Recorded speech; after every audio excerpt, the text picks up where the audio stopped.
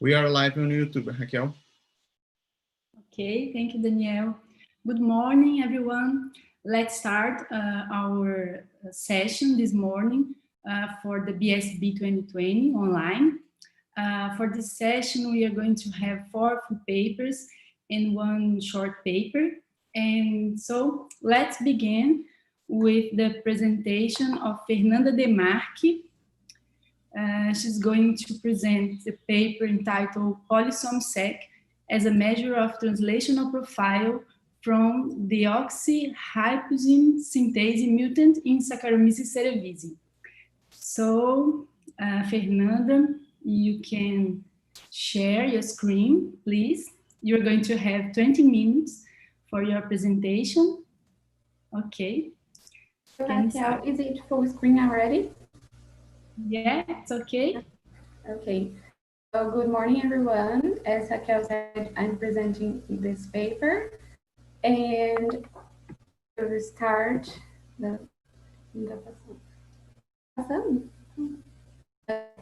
So my name is Fernanda Demarqui. I'm a master in biotechnology and a PhD student in Synthase.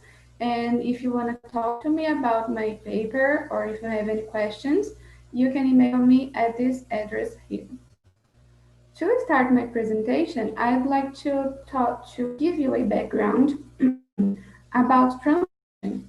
So, as some or all of you might know, translation is the process where the nucleotide sequence of a messenger RNA is decoded into the amino acid sequence of a protein. This process is catalyzed by ribosomes, and it happens in the presence of translation factors. But when I say this, it might seem like all mRNAs are translated. But that's not true, since this process is regulated by epigenetic mechanisms, as well as transcriptional, translational, post-transcriptional, or post-translational modifications. Translation is divided in 3 steps, like initiation, elongation, and termination. For each of these steps, we have its specific translation factors. One of these translation factors is EFIV, that has this name here, and we might think this is an initiation factor, but it's now well established that actually EFIV works in elongation. And this small protein, it doesn't have a specific function already, but it's known this protein has a specific and essential and exclusive amino acid that is called hypusine. So hypusine is an amino acid obtained through hypusination, a post-translational modification that only EIF5A passes. So here we have EIF5A. Then, by the action of deoxyhypusine synthase, this one enzyme, a radical is transferred from spermidine to a specific lysine residue. Then we have here EIF5A deoxyhypusine. By the action of the enzyme deoxyhypusine hydroxylase, the same lysine residue is hydroxylated. Then we have EIF5A hypusine, that is the form of action of EIF5A. So when we have this modification, the deoxyhypusine synthase enzyme is essential as well as hypusine. So we might think, what could happen if this enzyme is not working well? What happens can be seen in the DIS1 mutant. This mutant only grows in medium in the presence of osmotic support and only at 25 degrees Celsius. And we can see a drastic reduction in the levels of EIF5A hypusinated, as it's seen in this graph here, where we have a wild type strain compared to a mutant strain. Also, in Western blot results, we can see that the levels of this one protein are drastic, reduced here, as well as EAF5A hypusinated when compared to the wild type strain. So the main questions of my paper are how can we study translation and how does one protein affect translation? So we performed transcriptional and translational profile of this one mutant as well as its wild type counterpart. So for transcriptional profile, we performed RNA-seq for the total amount of mRNA of the cell. For the translational profile was obtained by an association of polysome profile and RNA-seq.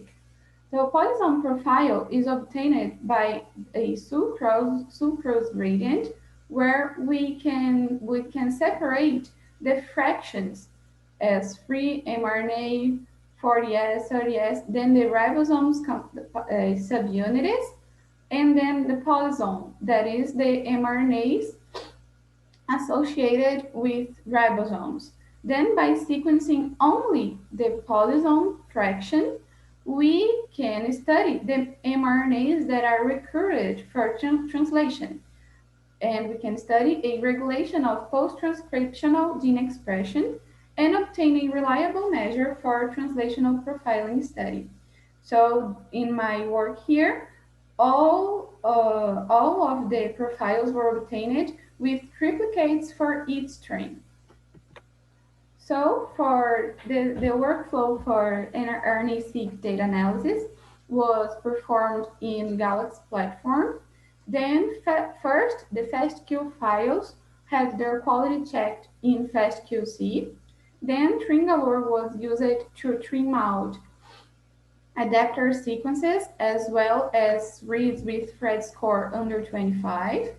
Then Bowtie was used to map the reads to a non-coding Saccharomyces cerevisiae sequence file. Then StringTie was used for mapping and quantification of reads. It's important to highlight that only genes in which the median read count of the 3 replicates were larger than 10 in all of them were kept, and then count of reads were converted into reads per million. I told you that we mapped the reads to a no-coding sequence file.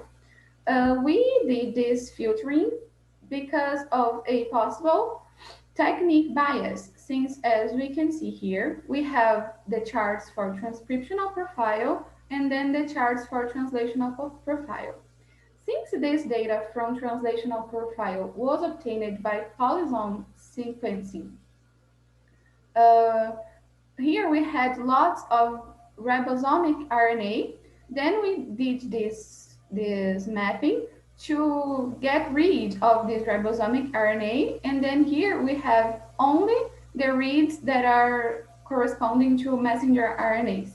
As we can see here, the reduction in the translational profile is much larger. Each of these colors represent one step of the flow. So in the end, we had 5,334 genes to study. We performed correlation between strains for both for wild type and this one, as we had triplicates for each of them, in the transcriptional and in the translational profile. And the results showed that they were highly reproducible among these biological replicates for each strain. So going back to our main questions, one of them was how can we study translation? One technique that is already well consolidated is RiboSeq, or ribosome footprinting. This technique is based on sequencing the ribosome protected fragments.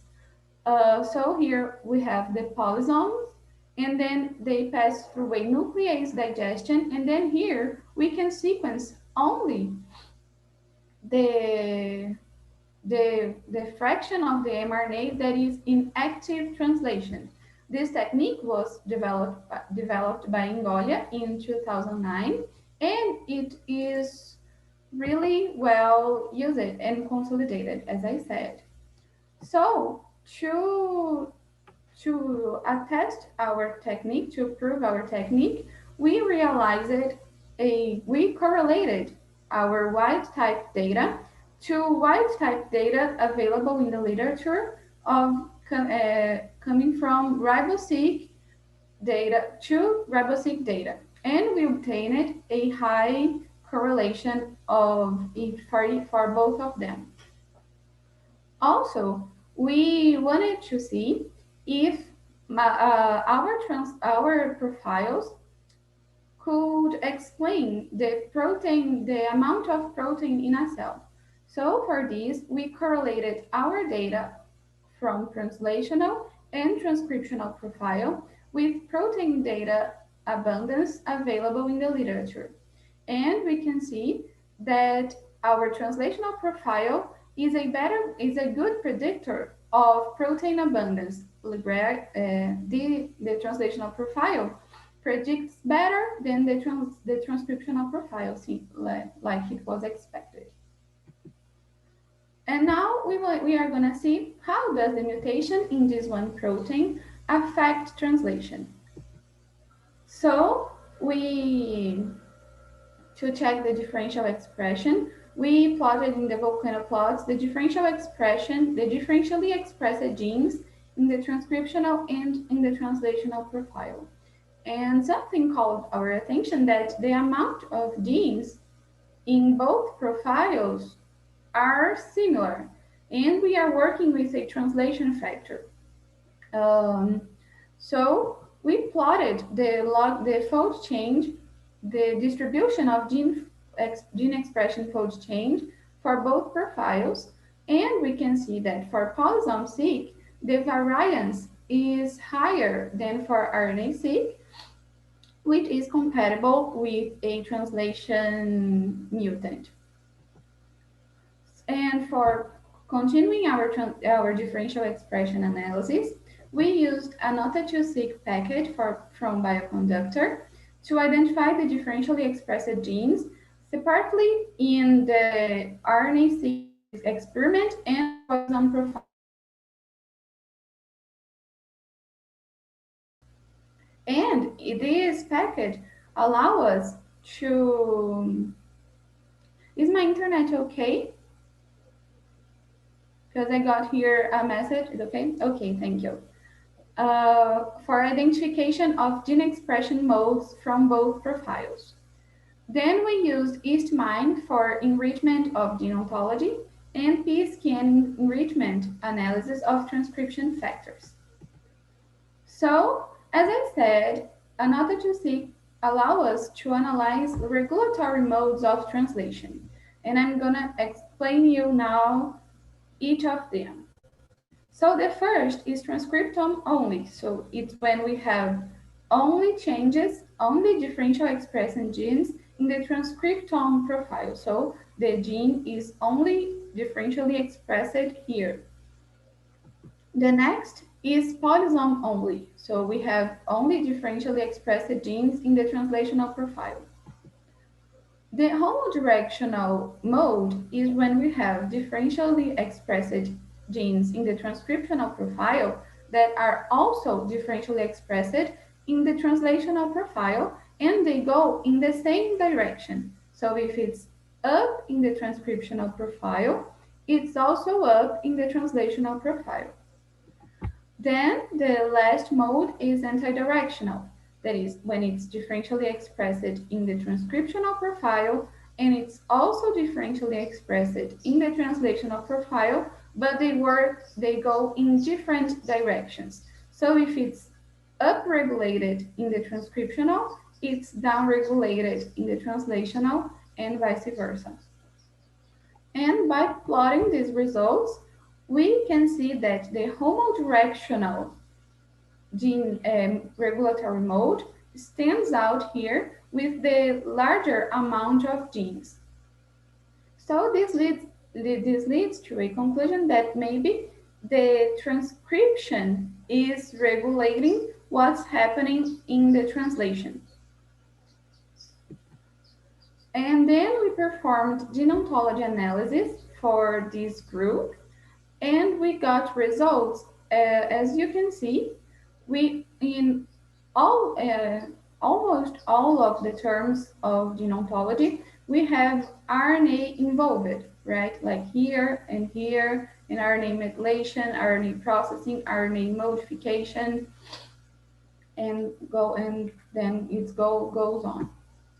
So, and for the transcriptional factor analysis, we got DOT6, TOD6, and STB3 is standing out being here. Then this presence of RNA terms called our attention. Then we went to look for genes that were involved in this process. And then we found BUD25, that is a gene involved in the homeostasis of ribosome biogenesis. And this gene is homodirectional. It's upregulated in both profiles. So it's important to highlight that one possible consequence of EIF5A doesn't working well is that it might stop translation, causing ribosomes to queue up. So our results revealed that maybe there is a cell response to ribosome biogenesis. Since ribosomes are queuing up, the cell responds by maybe trying to produce more ribosomes. And this is a high energy consumption process that requires a really strict regulation to ensure the proper ribosome production to deal with the cell growth and protein synthesis.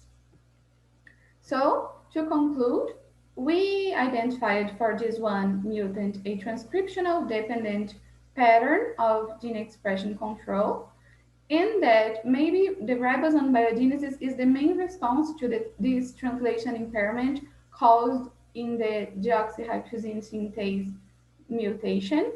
And then in the technique, we could, the Polysome-seq can explain the regulation of post-transcriptional gene expression and can be a reliable measure for translational profiling study. So I thank my university and meu programa de pós-graduação, my lab, and I thank the financial support of CAPES, FAPESP, and CNPq. And now I'm open to questions. Thank you, Fernanda, for your presentation. So are there any questions from the audience?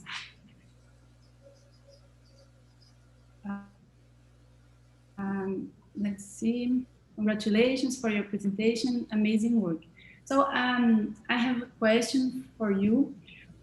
Is it possible to study this mutation from a structural perspective? I mean, the protein structure perspective. Have you looked at this mutation? Yeah, a group from my lab is trying to do this. So I don't understand it quite well, but they are studying it. They have the structure already, and the structure, but not the structure of this mutant, because this mutant is really delicate and it's difficult to work with it. But we have mutations in the EIF, in the actual protein, and they have the structure of these mutants that are not from the enzyme but from the protein. Okay, so you have a experimental structure from the wild protein, and you have a model mutant. Yes. Is that right? Yeah. Okay. Okay. So do you know where is the mutation located in a binding site or at the surface, at the core of the protein? I know I could see, but I think it's in the core. I'm not sure, but I can look for it in the paper here. Okay, my question is a little bit out of the core of the work you presented, but as I work with structures, with structural biology, it's quite, I got curious about that. Yeah. Okay. So I have some messages from the audience here. The guys are congratulating you for your presentation. It was really a very nice talk. We would like to thank you. Now I will call the next presenter. Thank you. Thank you. Marcelo Brigido.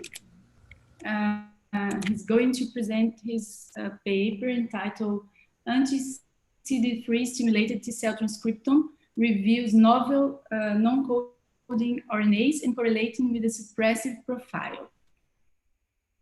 Marcelo's ready. Yes. So I'll pass the floor to you. I see. Just a minute.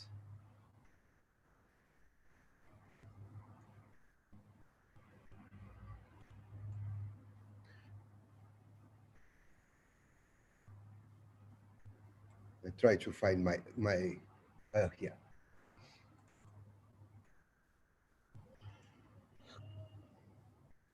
Can you see my? Yes, yes.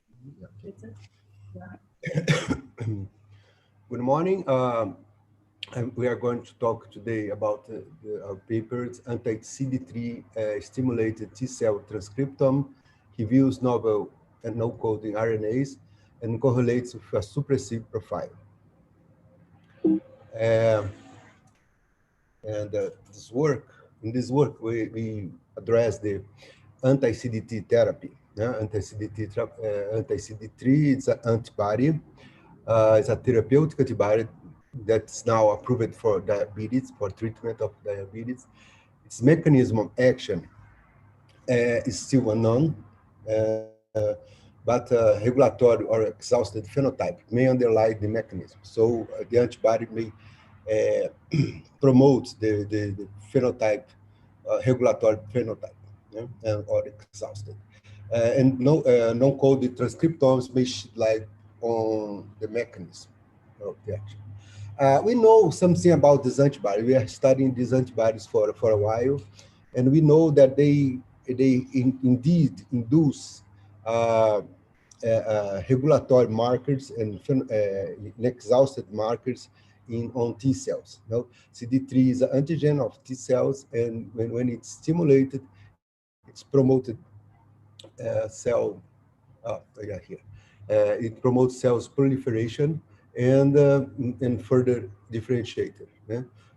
T cells can differentiate in effector T cells, which is T cell that's do the job of T cell, is the effector phenotype. It attacks other cells, cancerous cells or modifier cells or microorganisms. Or they can get a regulatory phenotype, where these T cells with regulatory phenotype just stop the huge effector action. So they compensate the effector phenotype. So there's a kind of yin-yang of inflammation. So this antibody seems to subvert this procedure, and subvert this differentiating towards regulatory phenotypes. That's the putative mechanism. And we show here that the different antibodies, anti-CD3 antibody, can indeed induce regulatory markers and also exhaustion markers. There is another explanation for this antibody, that they are not eliciting regulatory T cells, but they are exhausting the T cells, so they cannot work anymore, and it's compensate for the effector phenotype anyway. So to address this, we try to understand the transcriptome of T cell that's stimulated with anti-CD3 antibodies.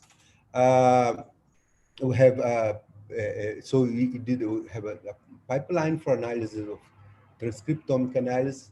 We use peri-ended reads and clean it with a FastKC. We clean ribosomal reads here, and then to cut adapt, and then we have a clean reads. The clean reads we just map on a human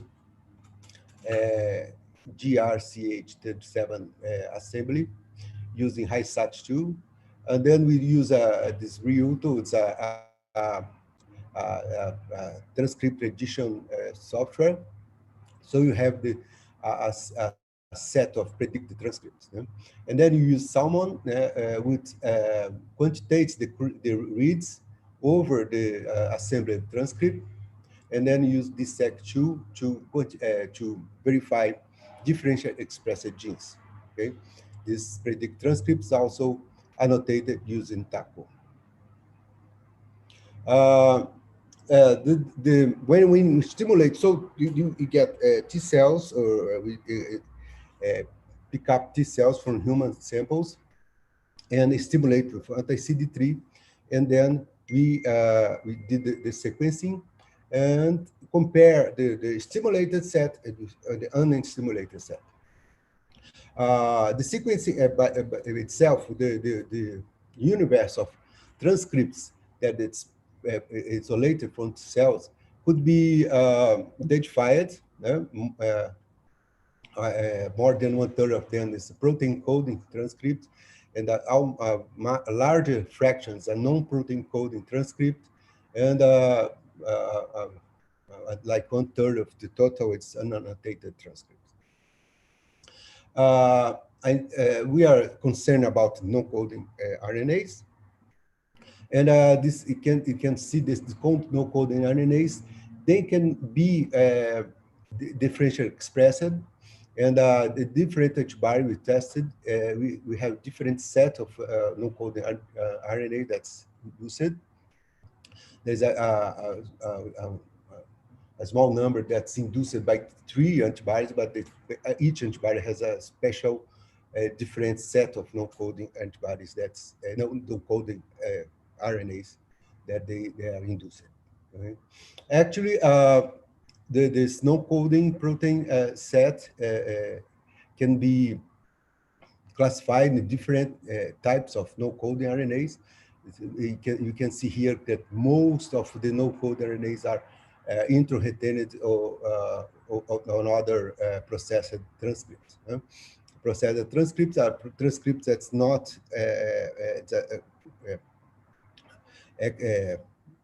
isoform of canonical RNA messenger RNAs. We also have a significant number of link RNA, which we call our attention, because link RNA is normally involved in regulation, in regulatory process. So we address whether these link RNAs are related to.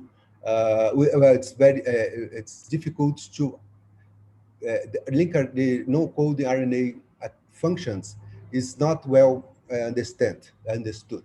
So one way of addressing link RNA function is to see what the link RNA neighbors, protein coding neighbors are doing. So we pick up the neighbor of the link RNAs that is being stimulated during the treatment, and we find out this, and then you do geo categorization of this. You can see that for the upregulated link RNA neighbors, we have several geo that is like a negative regulation biotech process. What's the most addressed GO, but we have like immune system development and other hematopoietic lymphoid organ development and things like that. But the down-regulated link neighbors is more interesting set here. We see here like a positive regulation of interleucin 10. So it's when we say that link RNA is being down-regulated, so this positive regulatory category means that this category is going down. Yeah? So it's, actually, we have a negative effect on these pathways here, like here, negative regulation. So it's positive regulation of T cells. But what's interesting here is GNK cascade, GNK Janus kinase cascade. Janus kinase pathway is involved in T cell activation. So if you have a downregulation of the Janus kinase pathway, it means that it is corroborated with the idea that this lymphocyte is just going down in its activation phenotype. So it's going down, it's being pushed toward a regulatory phenotype. We also test whether this transcriptome it contains different RNAs that's not known for the T cells. And we find some RNAs that's very interesting, like this LNCDC, this RNA that's it's found only in cells that not T cells, like dendritic cells, and has a regulatory role on the activity of dendritic cells.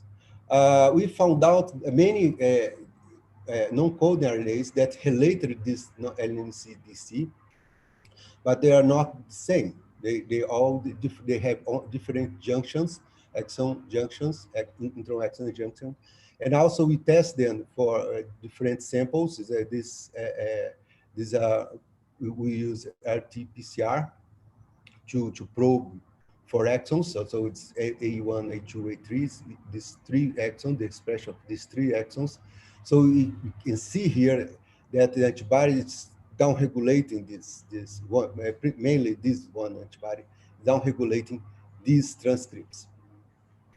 And so we probably don't have the real LNCDC in our transcriptome. That I just put here for comparison. But all these others non-coding RNA is found in our transcriptome. So they can be isoform LNCDC working in T cells. We also tested another non-coding RNA that's not usually found in T cells. That's the gap link. We also found isoform that correlates gap link isoforms, and also you can also see they are regulated in T cells. This is novel. We also found some transcripts that's regulated. This transcript is only down-regulated. It's only regulated by a single anti-CD3 antibody, but it correlates to co-address to a previous identified regulatory RNA in T cells that works in T cells, and it's very different. At the tail of this region, you can see that they have the same intron structure, so they be probably the same RNA. And also interesting, it's correlate with also in the same coordinates of a previous described enhancer RNAs that's found in T cells, right? Either in primary T cells and also memory T cells and CD4 and CD8. No, not CD4 naive, but CD8 naive cells. Finally, we look at whether you can find novel RNA that's not no coded RNA that's have never been identified in T cells. And we use we then searching for this RNA, we find out that among the whole no-coding RNA transcriptome, we found that like more than 139,000 is found in T cell. They are already annotated. We have a large number that's not annotated, but overlapped with annotated lossy. So here they probably are isoform of non-RNAs. But a very small fraction of them, it's like 575, is unannotated, and it's not overlapping any lossy, any non-lossy. So they are really novel RNA. We don't have idea what the RNA is, but we find out that using a software for predicting activity, predicting whether they actually have coding activity or not. And this is a probability of non-coding probability. We use Portrait software. Using a cutoff of 60% probability of no coding, we can find that more than 7% of our identified novel non-coding RNA are probably non-coding RNAs.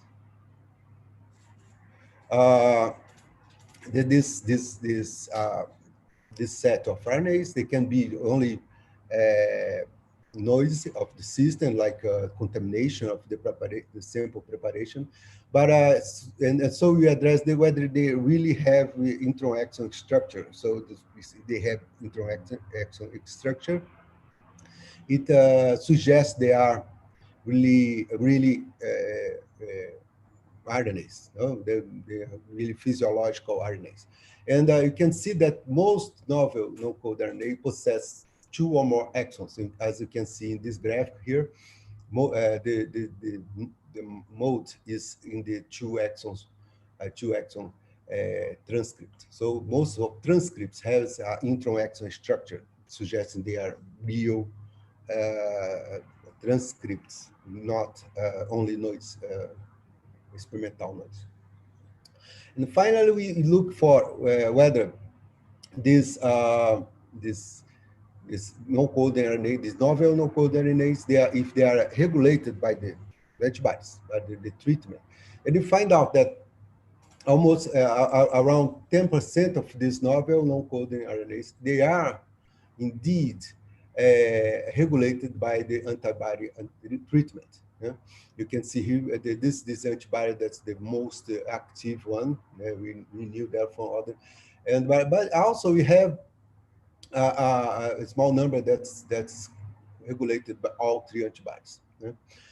So these are potential targets for novel targets for trying to understanding how T cells can achieve a regulatory phenotype after anti-CD3 treatment.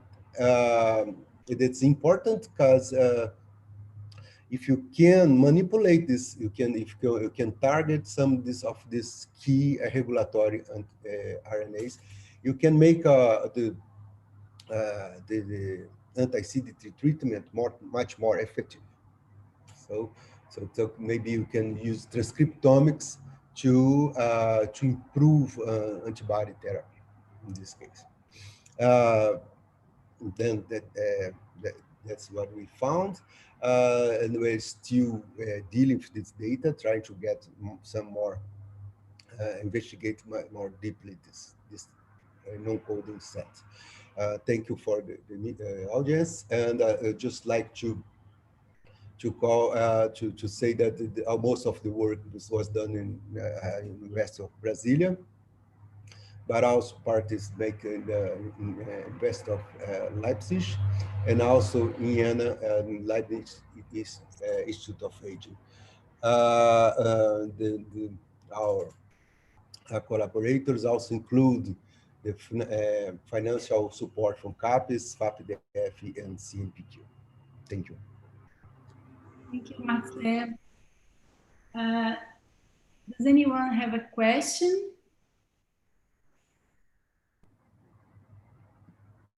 No. You comment that you use the software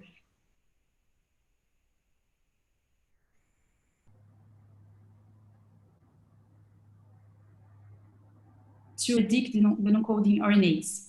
Tell me the name of the software. You just froze. When can you repeat the question? It just froze. Sorry, my connection is unstable. It seems to be unstable here. You mentioned the software for predicting the non-coding RNAs. I didn't get the name of the software. It's Portrait. The software we did it like 10 years ago.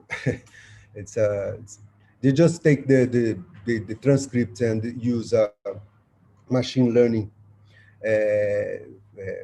library to say whether it's coding or no coding. They don't use it. They don't translate it. Try to do blast. So it's ab initio. It's very interesting. Ab initio. It's very reliable. Okay, you just answered my second question. So what features do you use the sequence? What features do you use for constructing the model? Well, it's many features like use of dinucleotide, trinucleotide, tetranucleotides, the k-mers. They also we translate it, but you just see the translation makes sense, like make chaotic proteins, or they have like if you do they measure there is an index for whether the protein is reliable. So like repetitive proteins like Q or E or something like that. It's not a reliable protein. But we don't use homology, don't use blast, just like things like that. And so I don't have all the features in my mind, but it's like features like this, and also they like some RNA structural folding, but I don't have it in mind now. I can send you the paper. Yeah, thank you. Waldeyr just wrote on the chat the link for the software and the paper. So I'm going to have a look. Certainly. So thank you very much for your excellent talk. Does anyone have another question? I guess not. Okay. So thank you. Thank you. Thank you very much. Let's move for the next presenter, Murilo Montanini. Murilo is going to present a paper entitled Simplified Complex Network-Based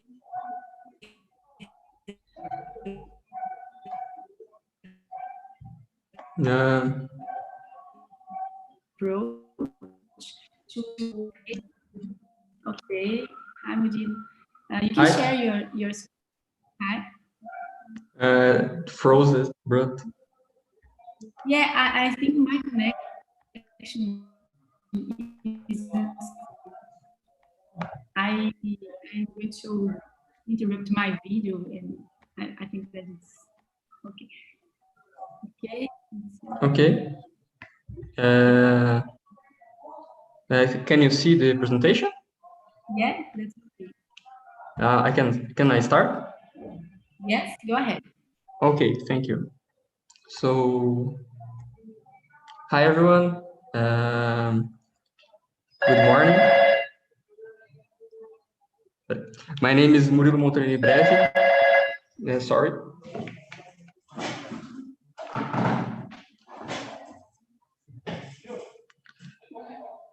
My name is Murilo Montanini Brevi. I am a student of TFPR, and I am just a student of engineer, so I don't know much, but I will try to explain my work. And I was oriented by the professor Fabrício Martins Lopes. So I would like to thank all of you to be here this morning.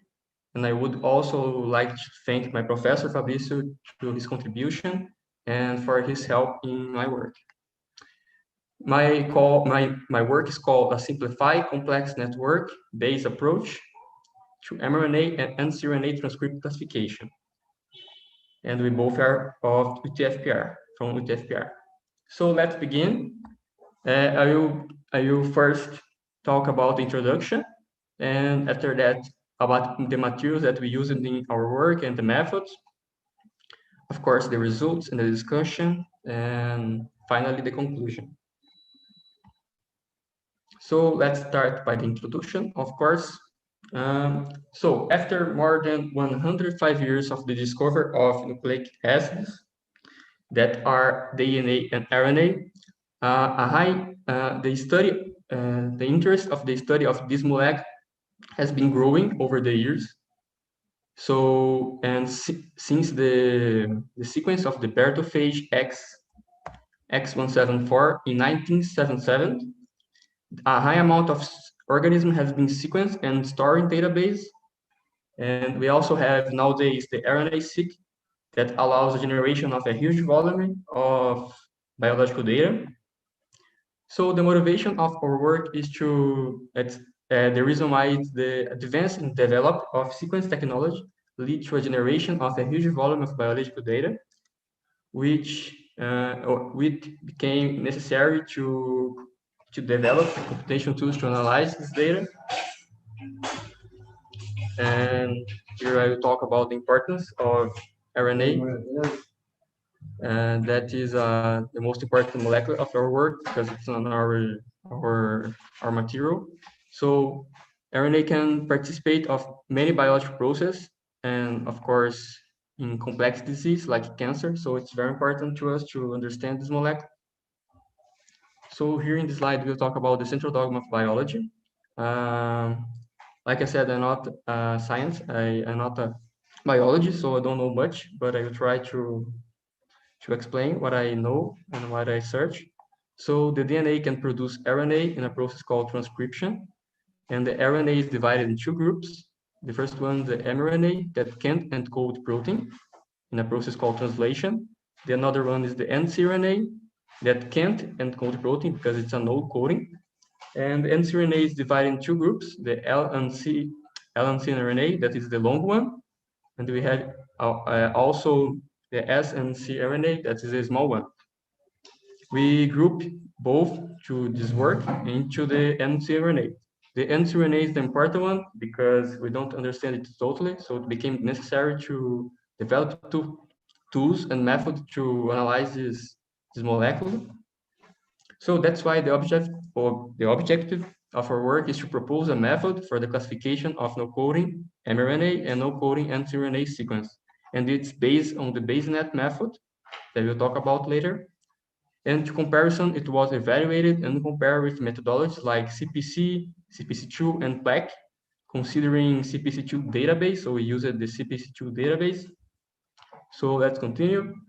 Here we have the similar works. So like I said, CPC and CPC2. It uses biological information about the composition of sequence. Another one is the PLAC, that is a predictor that uses a key mirror scheme, approved key mirror scheme. Here we have the papers to show CPC2, coding quotation calculator, and we have also the PLAC, that is a predictor long no coding RNAs, and based on improved KME scheme. Another similar work that is the most important to us because we base it in the BaseNet. So BaseNet use feature extraction without considering any biological information. Instead of the CPC2 that use biological information, and the BaseNet map networks from biological sequence and topological measurement. So extract topological measurement from the network, and they also use thresholds. Sorry.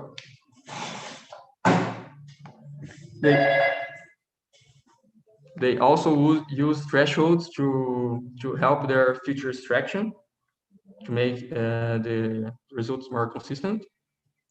Here is the paper, and my professor that oriented the Andrea Q. So entering more in the materials and the methods.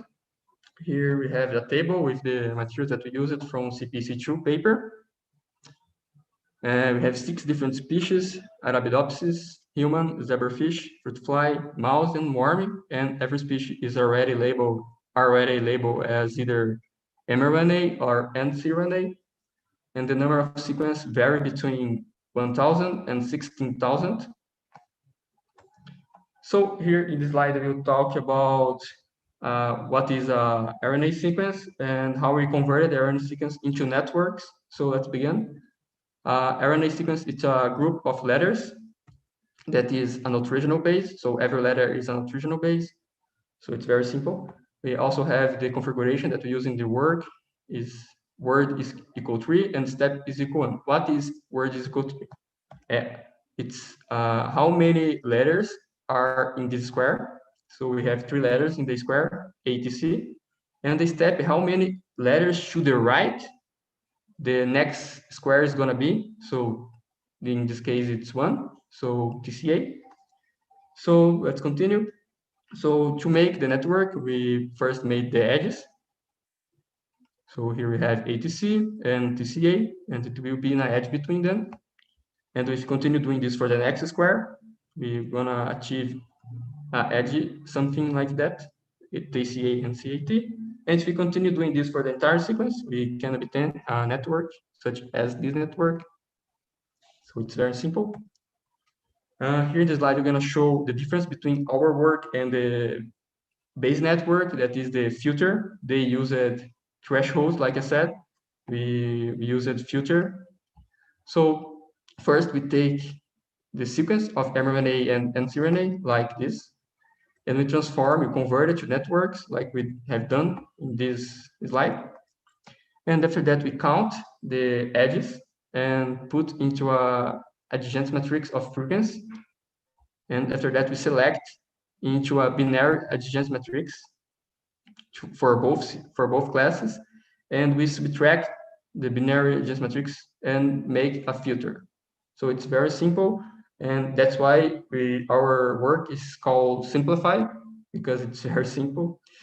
So here in the slide, I'm gonna show here I selected the 45% more frequent. So here in this chart, I'm gonna show why. So we have here the red line, that is the quantity of exclusive edges, and the blue is the not exclusive. So we wanted to minimize the amount of not exclusive edges, but we also wanted to maximize the number of exclusive edges. And so we thought about something like in this square.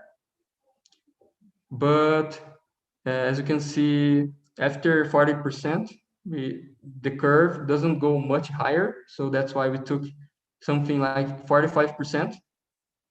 So I think it's simple. Here in the slide, we're going to show how we filter the network. So here we have an example of the filter with different colors to make easier to comprehension, but it's easier. It is, of course. So we can compare, of course. We have here orange with blue. So, but we also have orange blue in the filter. So we will not remove this edge. There is blue with black. So, but we don't. There isn't the orange with black in the filter. So this edge will be removed by the function filtering, like this. So after we filter the network, the same network, we're gonna extract topological measurements to better analyze the network. And after that, we're gonna rescale the values to be between 0 and 1. And we're gonna organize the measures into a data frame. And after that, on the software R, we're gonna use a tool called Random Forest that is very famous through classification, of course, and it's very reliable. And we also use a 10-fold cross-validation from the packet RF utilities. And this one is for more consistent results. So it's very simple, and it's our work, basically. So let's enter into the results that we have obtained. In this table, we have the same database, so Arabidopsis, humans, zebrafish, and the same classes. And as you can see, the results were very good and were above 98% for every species and for every classes. So it was very good. Here in the slide, we have a chart with a comparison between the similar works and between the species. So we have here the black work, that is the yellow one, the light blue, the CPC1. We also have the strong blue, the CPC2, and we have our work, that is the red line, RF from Randolph Forest. So as you can see, our work was superior and present less variation than the others methods for every species. Here we have a table from of our results and present the average accuracy of the different methods and for different classes. And as you can see, the proposed method was superior in every classes, in mRNA and ncRNA, and of course in the average accuracy. So it was very good. Finally, we achieved the conclusion, and we have obtained a reduction in complexity in comparison to the BaseNet, and we obtain robust and adequate results using the features selection approach by filtering exclusive edges of the network instead of the thresholds. And that's why the average accuracy rates were above 98% and present less variation on each result when compared to the competitor methods, which indicate robustness and suitability for the classification of transcript.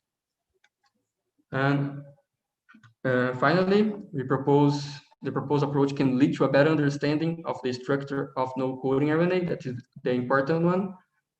And in addition, the proposed approach can be applied to biological sequence, considering other contexts and of different types of biological sequence. And here we have an idea to feature work, and we have me and my professor have been doing this for in the past months. It's to make a filter more generally using other measures such as entropy instead of the filter of exclusive edges. So I want to thank the Coordenação de Aperfeiçoamento Pessoal de Superior CAPES.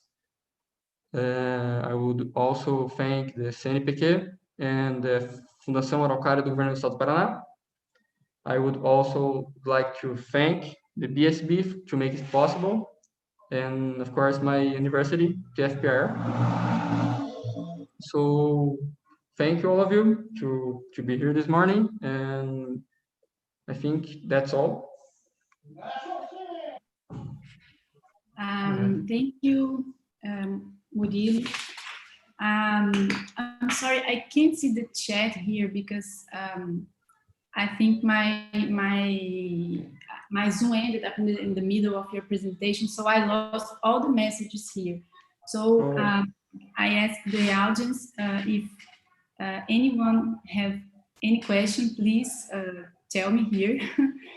And meanwhile, I'm going to ask you some questions that I have a question here. I've just asked my question, then I will read the question that just appeared in the chat. Okay, so I really like your presentation, the method you produced, and I would like to say to you that I think that most promising methods are simple. So probably you think it's simple because it's simple to you after you propose it and you test it, and it's very good. It has excellent accuracies. And now it seems simple to you, but maybe it's not that simple. You mean? But I really like your approach. I would like to ask to you, to what do you attribute the superiority of your method? What's the most important characteristic? I think you mentioned the feature selection that you've done. That's the main point, or do you have other points that you think are important for the superiority?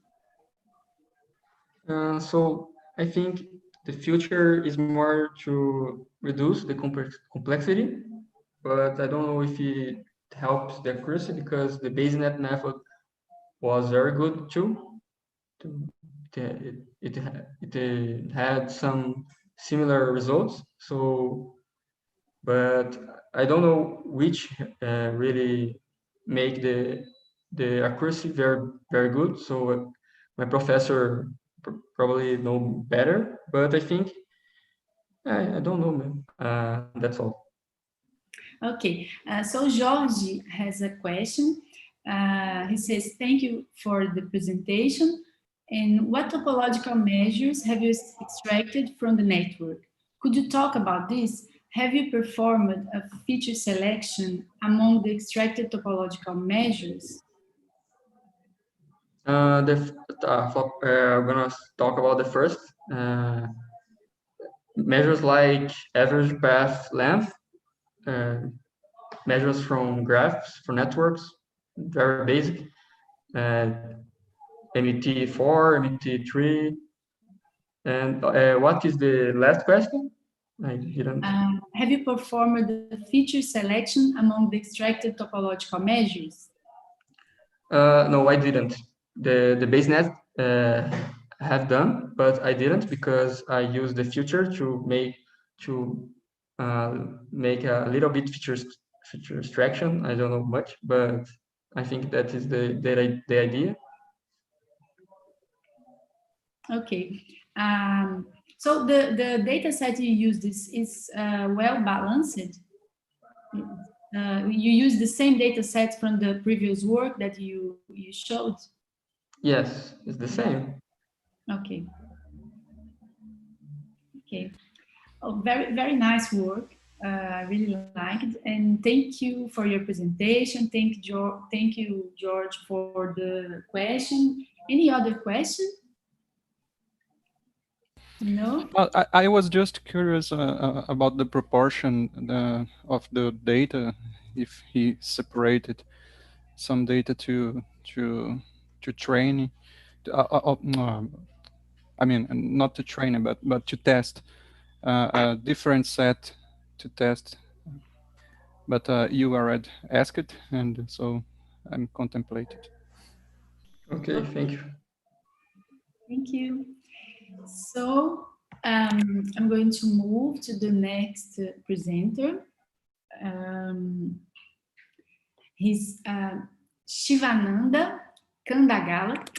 I'm really sorry if I mispronounced your name. You can. Yeah, it is correct. Is the right pronunciation? Yeah, it is correct. Yeah. And he's going to present his paper entitled "A Systems Biology-Driven Approach to Map the EP300 Interactions Using the Comprehensive Protein Interaction Network." Okay, so you have about 20 minutes, and I will pass the floor to you. Go ahead and share your screen.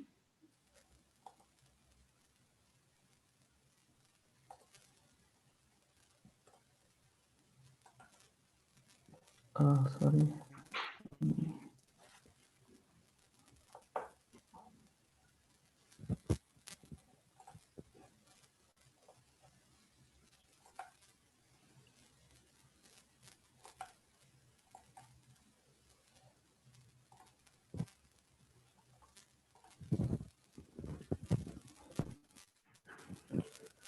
Good morning, everyone. Is I audible to all? Hello? It's okay, it's okay. Yeah. Good morning, everyone.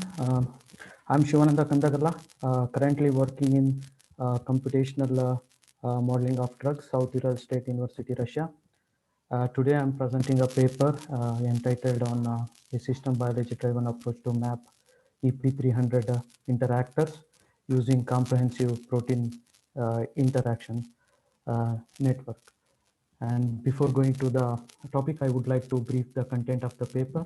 And first we will see the introduction on EP300, then we'll see materials and methods, then going to the results and the conclusion.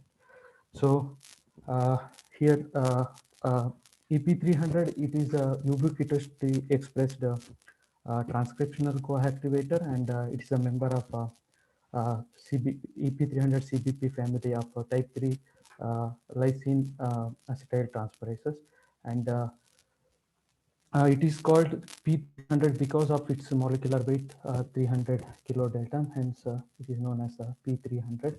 And also it is sharing 86% sequence homology with the CREB binding protein, hence these complex together known as CBP complex. And also it is only these two are the important proteins in this acetyltransferase family, and it is present in all the mammals and also in multicellular organisms. In human, chromosome number 22 codes for EP300 gene, and the gene size is approximately 90 kilobase space. And overexpression and inappropriate activation of EP300 are associated with malignancy, tumor size, and poor differentiation.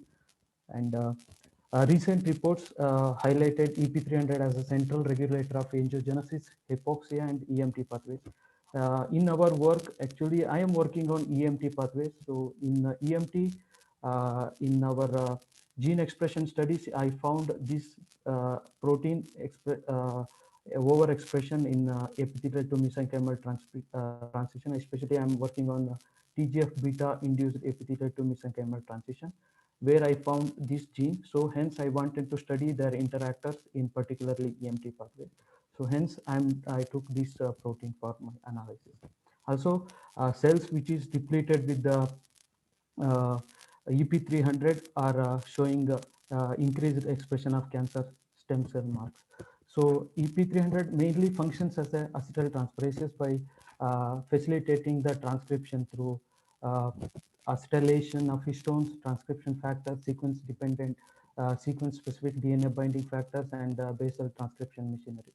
And most of the cellular signaling pathways such as CAMP, HEAF, FOXO, TGF beta, and adherent junction, cell junction, JAK-STAT signaling pathway use this as an important downstream effector protein. And EP300 will respond to these signaling pathway very differently, which is based on the cell environment. Also, it is depends on the phosphorylation site. And apart from the phosphorylation, self-modification, methylation, and summation of EP300 also influence its acetyltransferase activity. And EP300, through its protein interacting domain, it binds to the different proteins, and thereby it modulates wide variety of signaling pathways. So in this figure, I show the domain architecture of EP300, and EP300 is nearly 2414 amino acid residue long, and acetyltransferase domain span from the residue 1281 to 1664, and at the C terminal, it is an interferon binding domain, and also in short, it is known as IBM, that is CH1 and CH2 and CH3. And the CH1 and CH3 domains contain additionally TAZ1 and TAZ2 domain, that is transcriptional adapter zinc finger, and CH3 domain contains ZZ zinc finger. So CH2 domain contains also a plant homeo domain, and domains such as interferon binding domain and Kix domain and bromo domain are located between CH1 and CH2.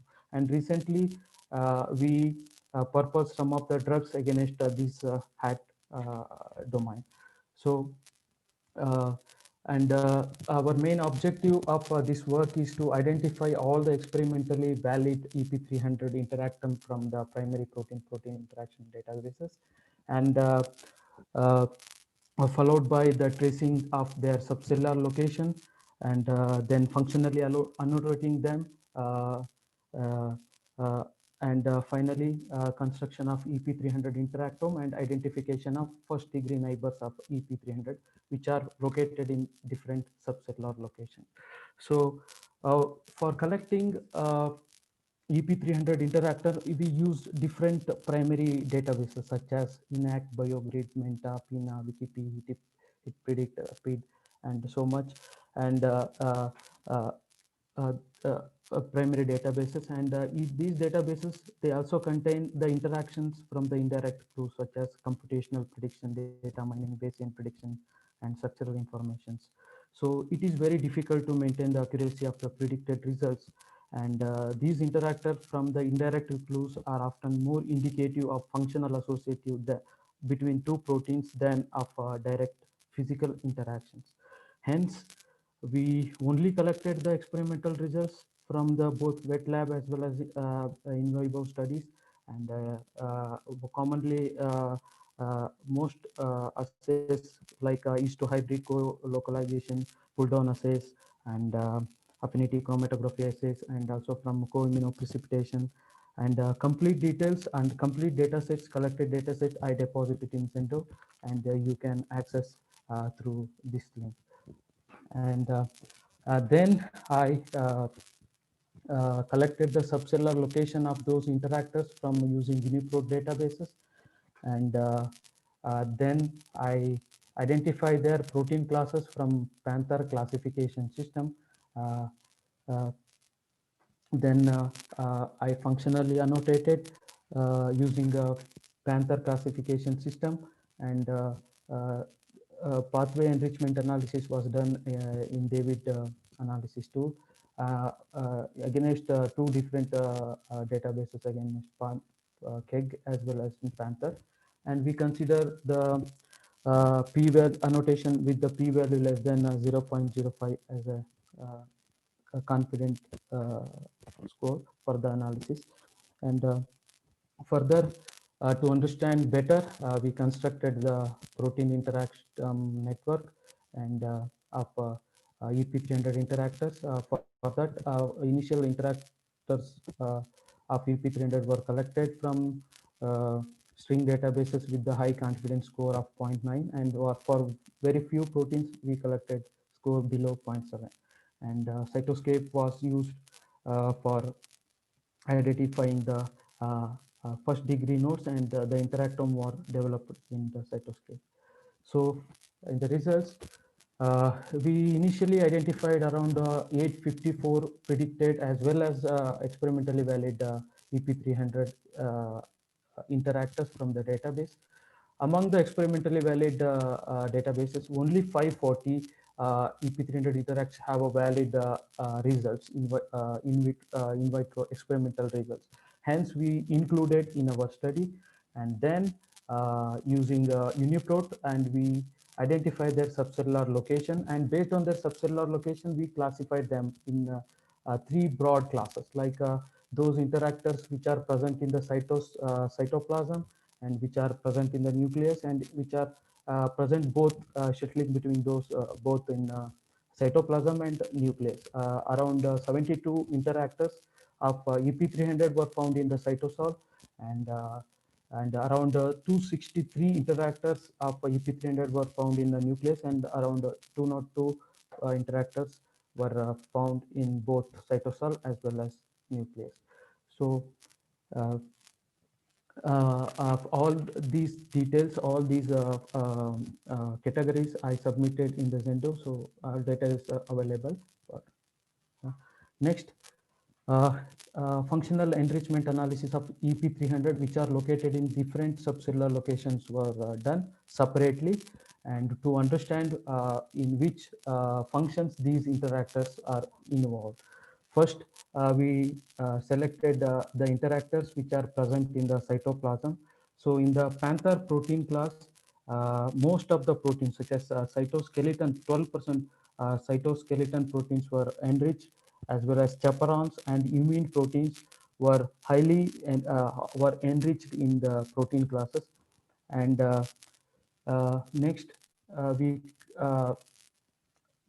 Next, we identify their biological process in which these interactors were involved, and in biological process, regulation of apoptosis and regulation of programmed cell death and are the top enriched biological process in which EP300 interactors were involved. And in the molecular function, ribonucleotide binding, purine nucleotide binding are the top enriched molecular functions. Then we perform the pathway enrichment analysis. In the pathway enrichment analysis, these interactors were mainly involved in the pathogenic Escherichia coli infection and ubiquitin mediated proteolysis, then apoptotic signaling.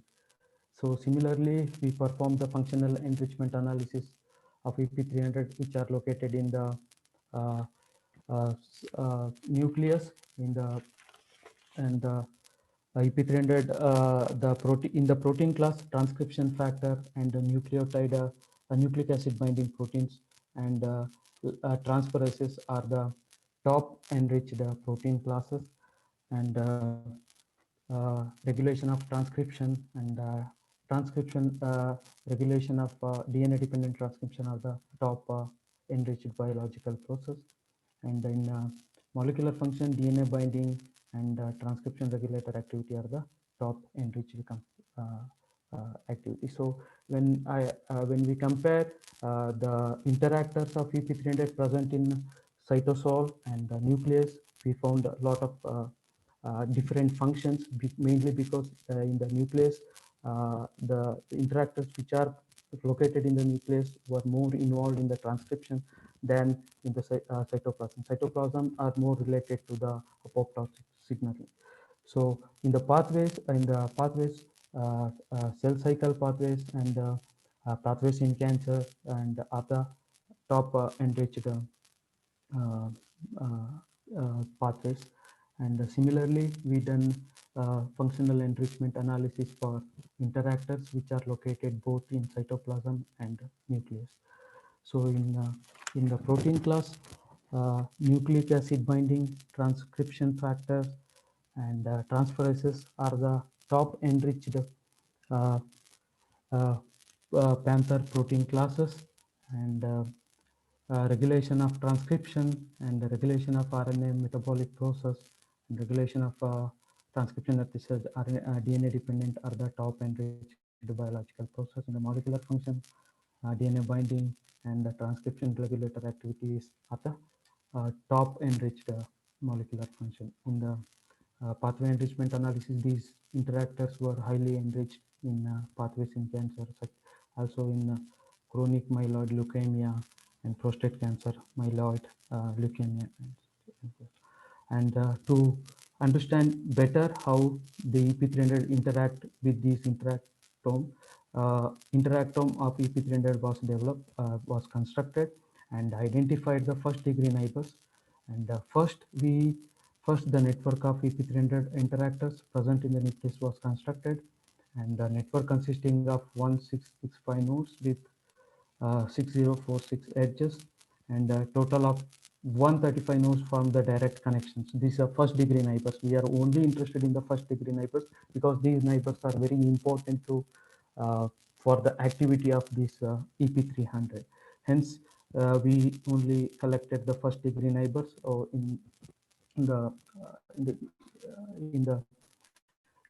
this figure. I show the network of first degree neighbors, and similarly we constructed the network of EP300 interactors which are present in the cytoplasm, and the network consisting of 365 nodes with 2331 edges. Also, we identified some important first degree neighbors, and finally the network of EP300 interact present in both nucleus and cytoplasm was constructed, and the network consisting of around 1214 nodes with 5443 edges, and together a whole interactome consisting of 2388 nodes with 12577 edges. So in 2388 nodes, EP300 form the direct connection. That is the first degree neighbors of only 186 nodes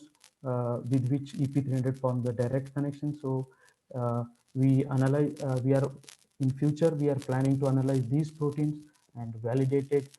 We are planning to validate in RNA level with different gene expression panel. So overall, altogether, overall, our work gives a complete overview on the EP300 interactors, which are present in different subcellular locations, and also it provides a broader overview on the role of EP300 in complex disease as well as cellular events.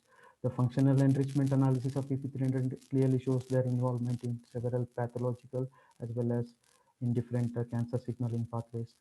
Among the EP300 interact CREB-BP, GEN, HDAC1, and CNBB1 NYC are the top first degree nodes, and these interactors are the key players with which EP300 interact and perform its activity. Further in vitro validation of this interaction is required in different disease conditions.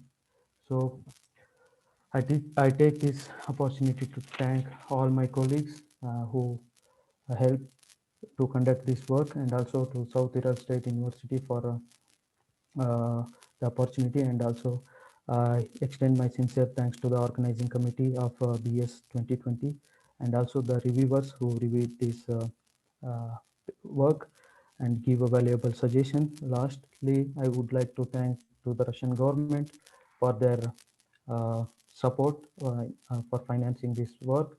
And apart from this, and also our lab is developing the new tools for in the field of drug discovery. So you can access those tools using this chemosophia link. Thank you. Okay, thank you. Are there any questions from the audience? Hello, do you Yes. listen to me? Hi, Okay. go ahead. Iago, would you like to go first? Oh, yes, I would. Thank you. Okay, hello, Shivananda. Congratulations for your presentation. As I saw that you were able to perform some predictions of gene ontology through GO platform, and also some predictions of functional annotation. My question is, were you able to deposit these annotations in online databases? Sorry, can you please come across again? Voice is breaking. Okay, I can repeat. You predicted some information about the gene ontology to the GO platform, and also some information from the Panther database about the functional annotation. So concerning this functional annotation, did you deposit the functional annotation of the proteins in online databases like NCBI or like? Yeah. Yes? Yes, yeah. Okay, and also another thing that I found very interesting is that your intertone network was very big. So you were like 635 nodes. So all of these nodes are about for high confidence 0.9, all of them? Yes. Only few of them were with the low confidence of 0.7. I collected only few or 5%. Very interesting. Okay, thank you. Congratulations. Thank you. Waldeyr, do you want to? Okay. Hi, Shivananda. Thanks for the presentation. And I was just curious about two points in your presentation. You show somewhere in your slides that most of the cellular location was nucleus, right? Yes. And it suggests that the protein from EP300 could be a protein that interacts with stones. I believe this. Well, in this case, you also show in another slide that your gene ontology analysis, the second most frequent was chaperone. Yes. Yes. So, and in the end of your presentation, you showed a list of the main interactions. My question is, does any one of those interactions are related to the EP300 and chaperones interacting with stones? Actually, I am interested in TGF beta signaling pathway, and I am studying epithelial to mesenchymal transition mechanism. So I am just focusing only on those pathways, especially the TGF beta pathway. I'm working. So I never I never look onto the chaperones.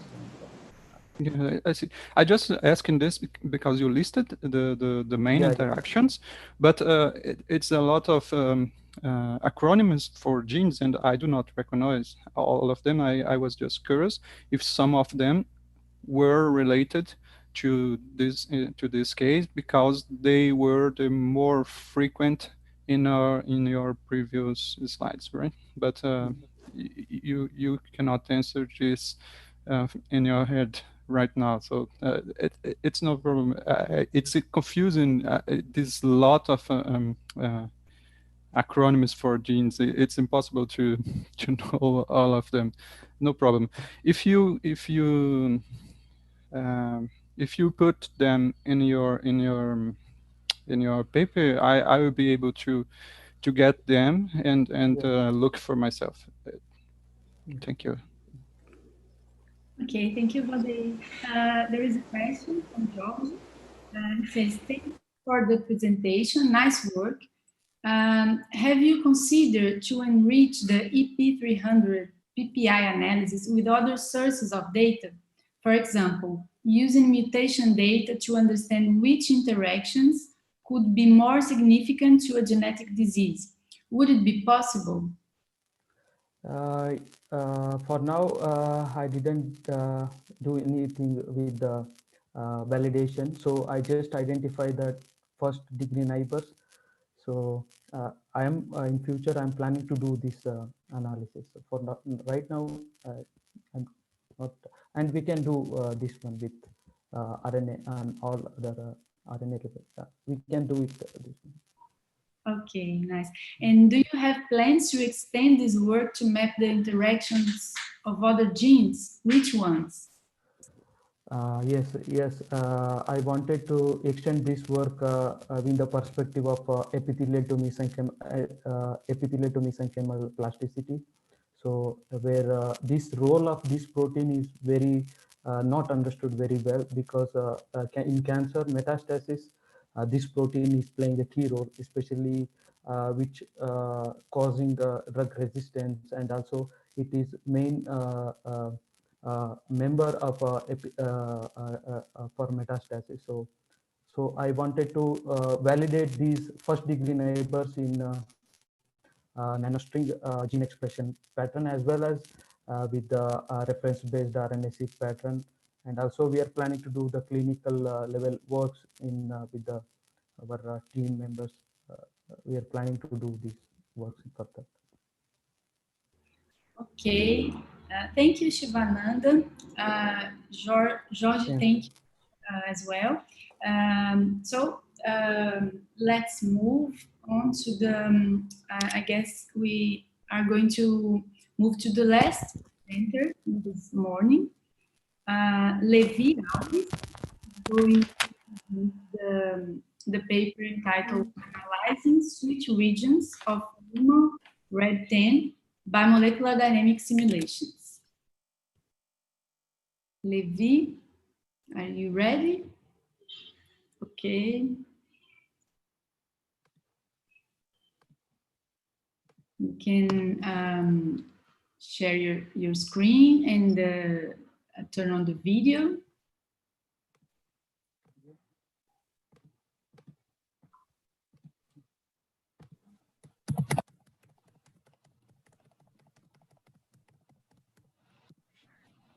Não estou. Waldeyr, do you know if he has permission to share the screen? Let me check it. Oh, no, Malu. Right. Now we can. Now he can, okay. Okay. Okay. Right.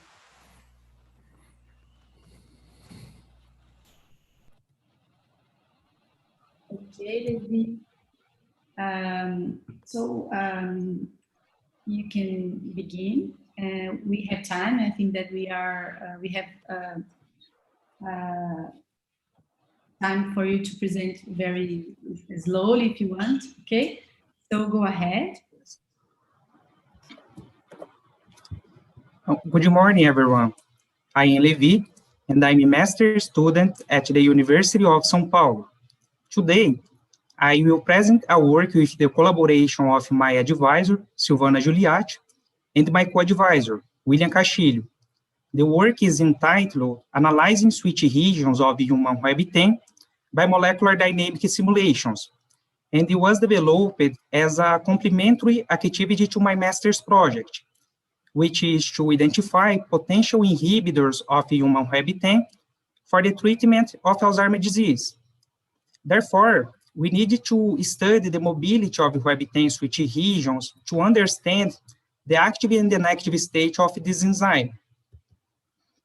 Web10 is a small web GTP-ASE that is responsible for regulating intracellular traffic in various pathways of different cellular sublocations.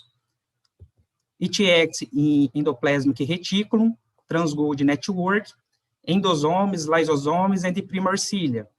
Thus, functional deficiencies in the Web10 pathways are implicated in ciliopathies, glioblastomas, and the neurodegenerative disease. Studies have shown that the Web10 has a relevant role in Alzheimer's disease, helping the process of the amyloid precursor protein and the production of A-beta through intracellular vesicle transport. Thus, modulation of Web10 activity may represent an alternative to reduce the proportion of neurotoxic A-beta, such as A-beta-40 and the A-beta-42, making it a potential therapeutic target for the prevention and the treatment of Alzheimer's disease. WebGTP-ASEs regulate cellular process by the alternating the nucleotide GTP and GDP. When it is bonded to GTP, Web10 is on active state and interacts with a series of proteins promote downstream signaling events. On the other hand, the hydrolysis of GTP causes this nucleotide to lose a phosphate group, thus forming GDP, which results in conformational changes in this enzyme, inactivating it. The differences between the conformations of Web10 linked of GDP and GTP suggest that after the hydrolysis of GTP, the switch 1 and the switch 2 regions show a high degree of flexibility and disorders. Therefore, the present work aimed to study the structural flexibility of Web10 and its switch regions by molecular dynamics. Here, we can see the location of these switch regions, both in the tertiary and the primary structures. We used the molecular docking technique to form complex with GDP and GTP.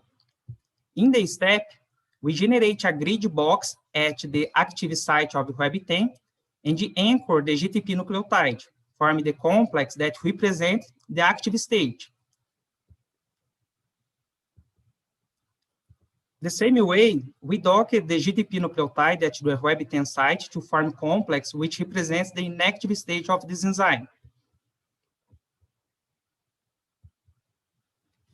In order to validate our docking protocol, redocking was carried out using GMP co-crystallized in the Web10 structures. The GROMIC software was used to molecular dynamic simulations and the RNSD, RNSF, radius of gyration and the SASA values were analyzed to verify if the method used was able to describe the active and inactive states of Web10. In respect to the results of the redocking, the comparison between the co-crystallized GNP ligand pose and the all-docking poses indicated RNSD less or equal 0.60 angstroms, indicating that our docking protocol was validated. As you can see, GDP and the GTP nucleotides were successfully docked in the Web10 active site, because the pentose group and the nitrogenous base of each ligand showed the intermolecular bonds in common.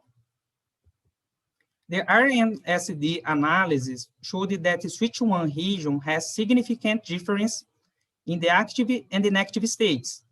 The Web10 GTP system showed greater fluctuations compared to Web10 GTP system. This is explained by the absence of gamma phosphate in GDP, which makes the switch 1 region more flexible, caused by the lack of stabilizing bonds between the enzyme and the disnucleotide.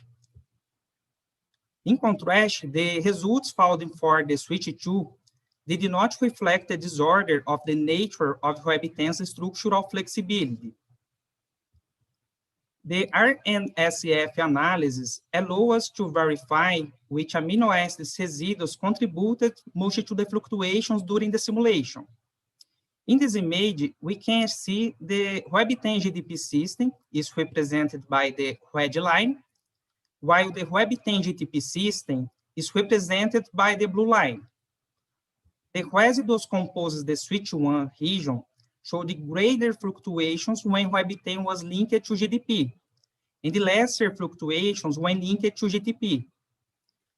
Regarding the switch 2 region, the RNSF values reflected greater fluctuations when Web10 is linked with GTP, which is erroneous and does not represent Web10 biological behaviors. In respect to the results of the radius of gyration, it was possible to confirm that the switch 1 has more disordered movements when Web10 is linked to GDP. In the switch 2 region, the Web10 GTP system showed greater disorder in fold movements, while Web10 GDP had better stability. In this image, we can see that the SASA of the Web10 GDP system has predominantly higher peaks than Web10 GTP system. Thus, we can infer that the disorder movements of Web10 GDP and the absence of gamma phosphate contribute to the increase in the SASA of Web10. In this video, we can see that on inactive state, the switch 1 region, represented by the purple, has a higher flexibility and a disorder compared to the active state of Web10. By using molecular dynamics, we were able to show notable difference in the switch 1 region of Web10, enabling the identification of its active and inactive states.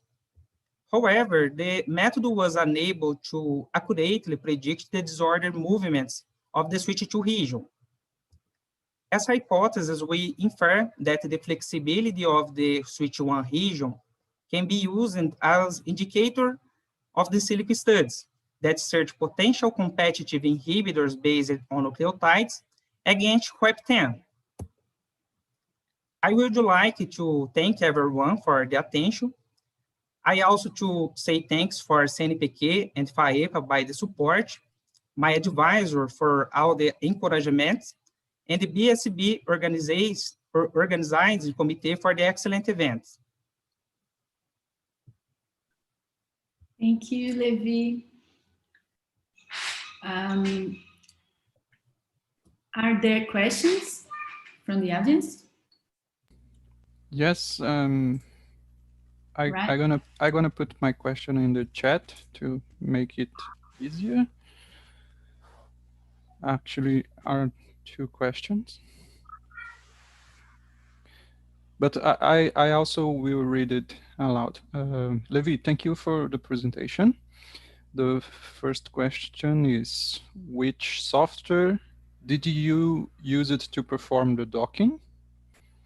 And the second one is, in your presentation, you mentioned that this work you were presented here is part of your master thesis, right? In this case,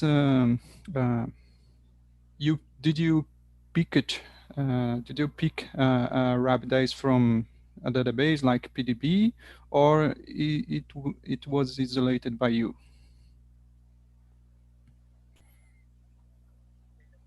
Waldeyr, poderia traduzir para o português, fazendo favor?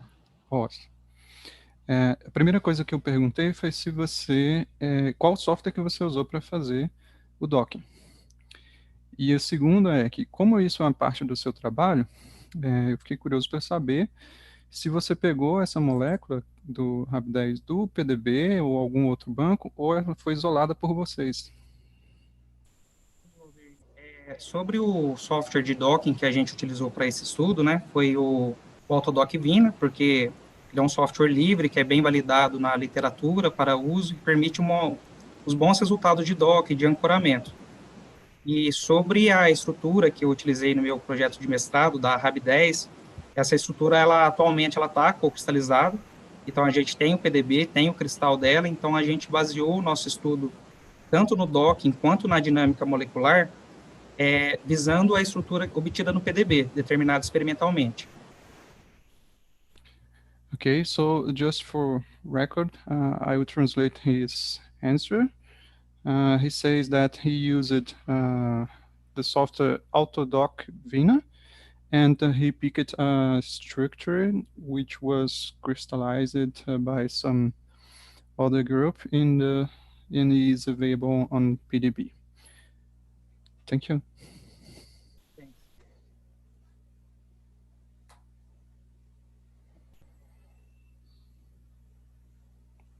Raquel, your microphone is muted. I'm sorry, my house is very noisy today. I'm sorry for that. I will ask in English. After that, I translate if you need. Okay. Have you and your advisor think about using machine learning methods with the molecular dynamics results to try to infer mobility patterns that you cannot obtain easily by analyzing the fluctuations in the movements, the trajectory of your complex. So I will translate it now. O que eu queria saber é se você e a sua orientadora pensaram em utilizar técnicas de aprendizagem de máquina para auxiliar vocês a analisar os resultados da dinâmica, porque muitas vezes é difícil você pegar os padrões de movimento, de flutuações das estruturas manualmente, né, visualmente, assim. Eu sei que o pessoal de dinâmica tem várias técnicas para analisar modos normais e tudo mais, mas meu grupo tem tido bons resultados usando junto técnicas de aprendizagem de máquina. Então, Raquel, sobre a aprendizagem de máquina, a gente não adotou no estudo por enquanto. Essas análises elas foram feitas manualmente por meio daqueles gráficos que é fornecidos pelo programa de dinâmica molecular, que no caso a gente utilizou o software Gromax, né? O que eu fiz foi elaborar alguns scripts que trouxessem esses resultados para mim de uma forma mais clara. Mas sobre o aprendizado de máquina não foi implementado no meu trabalho de mestrado, para fazer tanto esse trabalho também. Ok, fica a sugestão aí para os seus trabalhos, acho que pode ser útil.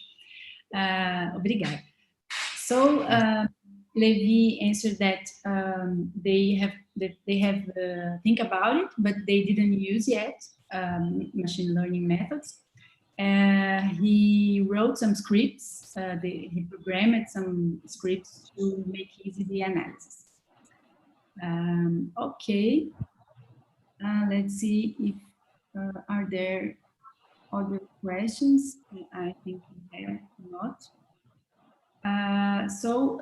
Thank you, Levi. You did a very good presentation. It was very nice. Congrats, Levi. Marcos is saying here in the chat. So he was the last presenter of this session. Does anyone have any other question or comment? Muito obrigada pela atenção da comissão. Por nada. Okay, guys. So I would like to thank all the attendees for this session. It was very interesting. I really liked the works presented today. So thank you. And I think that we can now finish the session. Yes, I just would like to say that we will be back today later at 2 p.m. with the last technical session where we're gonna have 3 full papers and 3 short papers. One of these 3 is the short paper that could not be presented yesterday. Then it was moved to the last position of the afternoon session today. So see you guys at 2 p.m. today, and tomorrow in the same time, 2 p.m. We're gonna announce the best paper award, and then we're gonna have the last talk, which is searching for genome variants in multiple genomes at once by Yen Stoy. So thank you everyone for attending this meeting. Goodbye. Bye-bye.